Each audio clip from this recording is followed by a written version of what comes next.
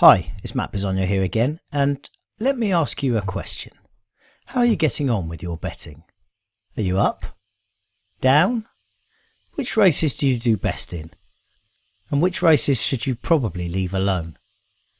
How much have you staked this year? And what's your average stake per bet? Do you do better with win bets or each way bets? If you're like most people, you've got a general view on the overall profit and loss figure. You're either a little bit up or a little bit down, or a lot up or a lot down, or break even, but you don't really know the specifics. And that's because you haven't got a good tool to help you do that. Well, that's about to change. I'd like to introduce to you today Geegeez's latest tool, the Bet Tracker. Here's what it looks like.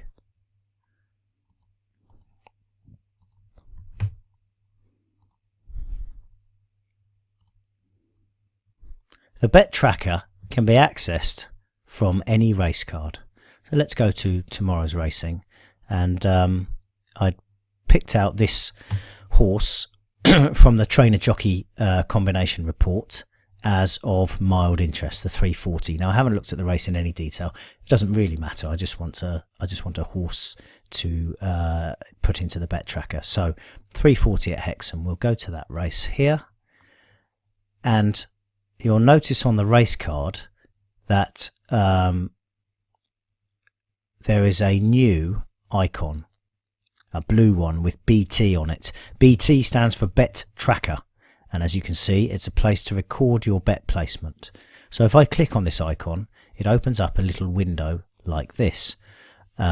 It has a couple of boxes. I'll just talk you through this actually. The first box is for stake. Second box, you choose your odds. When the odds are available here, when the best odds are available on the race card, this will automatically pre-populate. So if this horse was 6-1, for instance, this would pre-populate to 6-1. Then you can choose whether you're going to make a bet, or you've made a bet best odds guaranteed, and whether you've made a win or each way bet. If it's each way, just click the each way box. Write your notes in here, and then click the save button. And it's as simple as that. So I'm going to add Glinger Flame. I'm going to keep this £10. I just need to check what price it is. Let's go to, this is the live site. And if we go to tomorrow, the 340, excuse me, we'll see that Glinger Flame is a 5-2 chance. Okay, so let's put that in here. So we'll find 5-2. As I say, when I put this live tomorrow morning, or this morning as you watch this, hopefully, you'll see that the odds are populated here and pre-populated in here. Now, of course, the price available could be 5-2, based on the bookmakers that we have on our odds display. But we have only sort of 4 or 5 bookmakers, so there may be a better price available on other odds comparison websites, or it might be the case that you, because of whatever reason, restrictions or whatever, you can't get the 5-2 and you can only take, say, 9-4. So you can easily edit this to the price that you can get. So obviously, if the price that we are showing here is not the price that you've taken, then you'll adjust the odds accordingly. Anyway, right, so I'm going to assume that I'm having a £10 bet at 5-2, best odds guaranteed, and I'm just going to write in here TJ Combo C5 for course 5 year, which is the report that I've taken this from. So, okay, and then click the save button, importantly. Now, the next thing that I want to show you is the place where this detail is saved. So this is a test installation. On the live site, it will live under Tools, and you can see this coming soon Bet Tracker. So that will be live by the time you watch this video, so you'll be able to click that link there. There'll also be a button on the Tools page as well, so you can go through from there. So, and what will you see when you get to that page? You'll see something that looks a bit like this. Now, what's going on here? This page consists of two sections. The top section are a bunch of variables, and the bottom section is detail on the bets that you've struck, or the bets that you've recorded in the bet tracker. So as you can see, I've started recording data from February the 21st. I don't have data for all of those days. You can see it went up to the end of February, and then I've put some data in the last few days, bits and pieces of stuff. So what can we do with this? The automatic display, you see that this date heading is white, the background is white, and all the others are blue. And that's because this is the selected variable. So currently the data is showing based on date. Now I can change that to be day simply by clicking on that, and that gives me a breakdown of my performance by day of the week. I can do it by course and by any of these other parameters. Excuse me. So what I can also do is I can say, right, okay, it looks like my performance is surprisingly much better in non-handicap. So I'm going to say handicap no and click update. And now I've only got it's only showing non-handicap data. Now what I want to do is I want to look at the non-handicap performance by race type. So I can now click race type, and it's showing me my non-handicap performance because I have this filter selected by race type. And we can see that National Hunt flat races seem to have done very well in, and conversely all weather flat not so well, although in actual fact they've all done pretty well. So that's fine. So you can mess around with this. You can look at distance ranges, field sizes, race class, and just to turn them all back on or off, you can just press this on button, and you can see that the yes box has been ticked. If I wanted to turn all race types off, I could do that, and then if I click update, I should really see nothing. Not sure quite what's happened there. Update, and we have that, and that's the summary data. Now, if you want to get a bit more clinical with it, you can go to the chart section, and let's say I wanted to know how I'd done by day of the week. Not that I would necessarily. And you can see there's a chart here of performance by day, and I've got, if I hover over any of the bars, it will show me my performance, the detail for that day. I can change this to be a line chart if I prefer lines, and I can group it by the number of bets I've had by day, or the wins or strike rate or the ROI, and I can order it by category, which is whichever of these I've chosen. So in this case it's by weekday, in weekday order, or it could be by profit. So we can see that if I just do this by profit as well, you can see that Tuesday is my most profitable day, Sunday is okay, Thursday is about break even, and then Saturday not so good, Friday not so good, Wednesday not so good, Monday not so good. Now of course excuse me, sorry, my voice is struggling a little bit at the moment. Of course there's not a lot of data in here at the moment, and looking by weekday probably isn't the most the best example use case that I could have come up with, but I just wanted to showcase how you can use these things and the flexibility that they have. So we could look, for example, by jockey, and here we see we've got this very long chart at the top here, and yet we've only got a few bars down here, and that's because we have this, if you see the sort of the beige section, that is a that subset of the full table has been populated here. Now what we can do is we can drag and drop a bigger subset, and the data will change accordingly down here. So that's quite nice. And if we want to know the bad end of the spectrum, we can do it that way, and we can interrogate the data in all kinds of ways like that. So if you have your filters set and you want to mess around with the bottom bit, just click the toggle filters and that will hide them and then show them again. If you've selected a bunch of stuff which you want to deselect quickly, you can hit the reset button.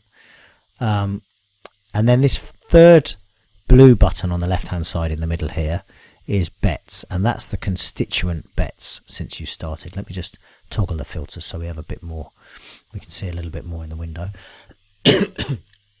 And you can see here they're in date order, but we could sort these by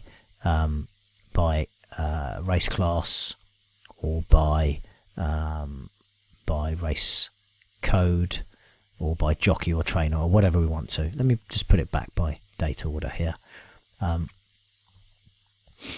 And I want to show you a couple more things. Now there are occasions when you might need to edit this data. For example, you might place a bet in the morning and later on in the day there's a non-runner and you incur a rule 4, the dreaded rule 4.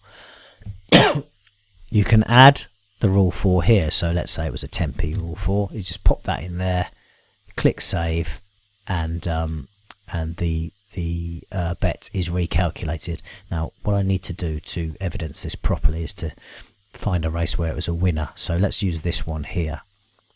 So if I open that up there, we can see at the moment the bet was placed at 4-1, the SP was 5-2, best odds guaranteed was yes, so it was settled as a £10 winner at 4-1, so a £40 or 40 point profit on this winning bet. Now let's say there was a 10% rule 4.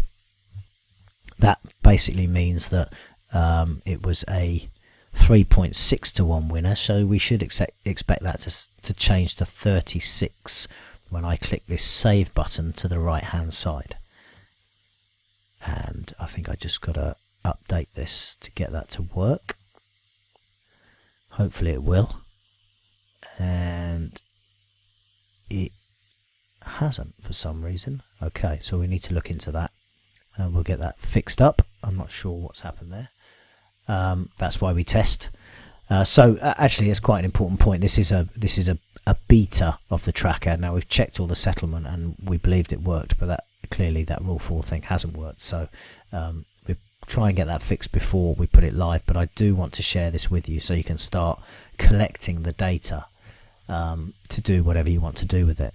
Now the final thing that you can do with your tracked bets is you can hit this export CSV button, and as the name suggests, that will enable a download of all of the data into Excel or your favorite spreadsheet package like this, and you can then interrogate that further to your heart's content, and you find out all the so for example, I might do a text search on my comments because a lot of it relates to report based output, and in order to find out which report based angles are working for me.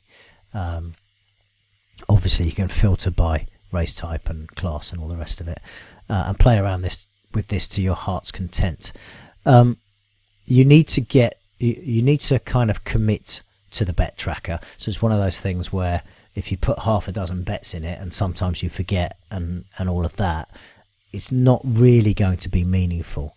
But if you are quite disciplined in terms of using the tool, then you'll get some really meaningful insight out of it. And one of the things you can do if you're sufficiently motivated is from our results section, you could go back and add in bets that you've made in the past. So for instance, let's say on the 1st of January I had struck a bet on doesn't really matter, let's say Bond Angel in this race. I could go to the card here and I could add a bet in here, whatever price it was, doesn't really matter. So let's say I backed it at 6-1 for a tenner, put some comments in there and save that, and then when we go back to our bet tracker, we should hopefully see that bet has been added, and we can see we've got this one bet for January the 1st now here, and it's been settled, as you can see there. So that's very handy for if you want to put in some history, or if you're on holiday or something, or you forget, you can go back and add in your bets later on. Now obviously you could put any winners you like in here, but you're only kidding yourself. There's absolutely nothing to be gained by pretending, really. It's it's your scratch pad, it's your bet tracker, and the value of honesty will be rewarded for you in terms of the insights you get, in terms of seeing which kind of races you're profitable in, which field sizes, what race types, handicaps or not, and so on. So it does require a small investment of time, but as I say, the way that the race cards will be set out on any given day, once you've set up your defaults, it's simply a question of this will all be pre-populated. It's simply a question of changing your default stake if you need to, and adding a note if you want to, and clicking the each way and hitting save. It's a very, very quick process. There's just one more thing I want to show you on here, which is on your My Geegeez page. There are a couple of options on there related to the bet tracker, and you can see them here. So you can make the default stake whatever you want. So for instance, I could change that to 20, and you can say whether you generally bet. If you generally bet with BOG bookmakers, best odds guaranteed bookmakers, you check the BOG tick box. If you don't, then you would uncheck it, click update, and then you can go back to your race cards page, choose a horse, and you can now see that the stakes changed and that BOG is unchecked. So that's the bet tracker. I hope it adds value for some of you.